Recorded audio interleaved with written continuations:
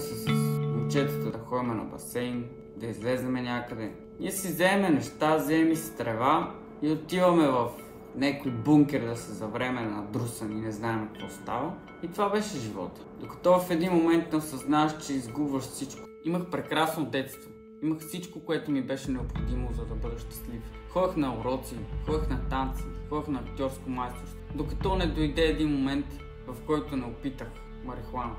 Излизах да върша престъпления, да крада, да какви ли не глупости да правя само и само за да се намеря. Загубих приятелите си, загубих училището, загубих семейството си. За мен беше важно само и само да имам наркотици. Не осъзнах, че имах някакъв проблем, докато не ми помогнаха близките. Не спирам да съжалявам за изгубеното време, което ми беше отнето от зависимостта. Не правете тази грешка да опитвате. Цената може да бъде голяма. Сдружение Отвори очи. Потърсете помощ.